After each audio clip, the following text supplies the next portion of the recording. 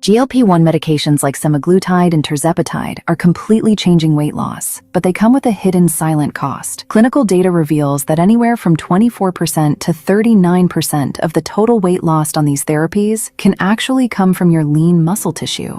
In just a few years, these drugs have gone from a niche diabetes treatment to a global phenomenon. On the scale, it looks like a clean win. The number drops week after week, but the scale can't tell you what kind of weight you're losing. Fat and muscle both weigh something, and when up to a third of your loss is muscle, you're not just getting smaller, you're getting weaker, slower, and metabolically more fragile. This video is about why that happens and exactly what to do about it, starting today. To understand why, we have to look at how muscle is normally built. Weight training activates a master genetic switch inside your cells called mTOR. When mTOR is flipped on, it signals your cells to link amino acids together, creating new muscle tissue. But GLP-1 medications disrupt this. By drastically lowering your calorie intake, they suppress that vital mTOR switch. Furthermore, because GLP-1s delay stomach emptying, amino acids trickle into your blood too slowly. To trigger muscle growth, your body needs a rapid, sharp spike of amino acids, specifically 2 to 3 grams of leucine. Under GLP-1s, this threshold is rarely met. So, what actually clears that bar? Roughly 30 grams of high-quality protein in a single sitting. A chicken breast, a can of tuna, a big scoop of whey, or 3 eggs with a little extra. Plant proteins carry less leucine, so if you eat mostly plants, you need more of it. Worse, when your brain registers a massive calorie deficit, it triggers the Glucose-Alanine cycle, literally breaking down your existing muscle tissue to convert it into glucose for energy. Now, why should you care whether the weight you lose is fat or muscle? Because muscle is your body's largest calorie-burning tissue. It works around the clock, even at rest. Lose it and your metabolism slows, which is exactly why so many people regain the weight the moment they stop the medication, often as pure fat. Muscle is also your insurance for aging. It's what lets you climb stairs and stay independent decades from now. Losing a third of it in a few months isn't cosmetic. It's a long-term health problem. The good news? It's almost entirely preventable. To stop this muscle drain, you must use 2 non-negotiable protocols. First, aggressively increase your protein density to 1.2 to 1.6 grams per kilogram of body weight. And always eat your protein first to hit your leucine threshold.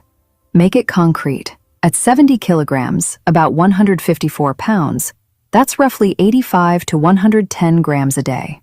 Spread it out. Hit that 30-gram leucine-hitting dose at breakfast, lunch, and dinner. And because GLP-1s fill you up fast, order matters.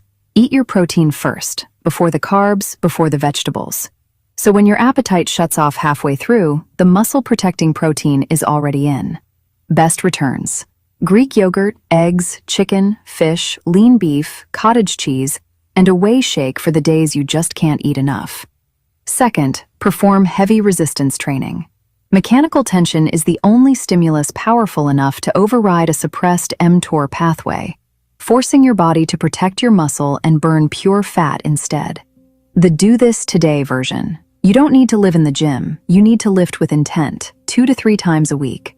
Big compound moves that recruit the most muscle at once: squats, hinges, presses, and rows. Work a challenging range, around 6 to 12 reps, stopping a rep or 2 short of failure. And the non-negotiable, progressive overload. Every week, add a little, a few more pounds, 1 more rep. That steady upward pressure is the signal that tells your body this muscle is being used, so don't break it down.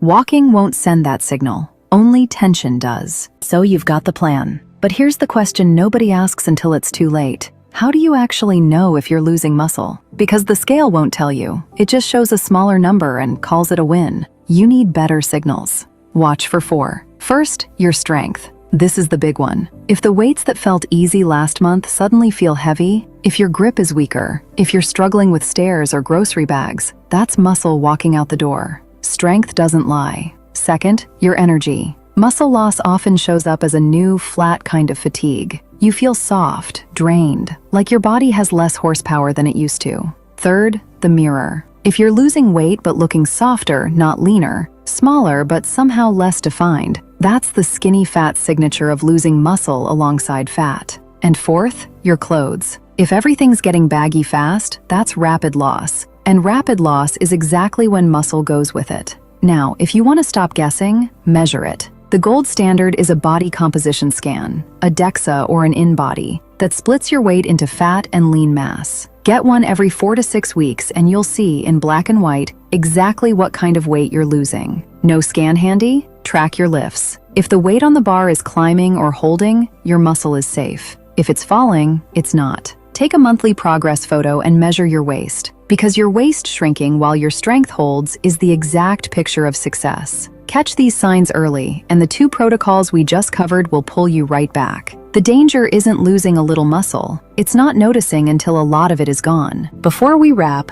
3 mistakes that quietly undo all of this. 1.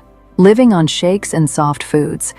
They're a lifesaver when your appetite's gone, but liquid calories empty fast, and it's easy to undershoot protein and fiber. Use them as backup, not the whole plan. 2. Only doing cardio. The treadmill feels productive, and it's great for your heart, but it sends 0 muscle-protecting signal. Without resistance training, you're just losing weight faster, muscle included. 3. Cutting too hard. The appetite suppression makes crash dieting easy, but the deeper the deficit, the harder your body leans on that glucose-alanine cycle. Lose weight steadily, not desperately. And one add-on that punches way above its cost: creatine. 3 to 5 grams of creatine monohydrate a day is one of the most studied supplements there is, and in a calorie deficit, it does exactly what you want. Helps you hold on to lean muscle and train harder while you're at it. Cheap, safe for healthy adults, 5 seconds a day. Stir it into your coffee or shake and forget about it. So let's bring it home. GLP-1s are a real breakthrough, but left unmanaged, up to 39% of what you lose is the very muscle that keeps you strong for life. The biology runs against you. Suppressed mTOR, a missed leucine threshold, and your body cannibalizing muscle for fuel. But you hold the 2 levers that override all of it. Eat enough protein. Protein first, every meal. And train heavy, 2 to 3 times a week, always reaching for a little more. Do that, and you flip the outcome. You keep your muscle, and you lose what you actually came for: pure fat. That's the whole game. Now go put it to work.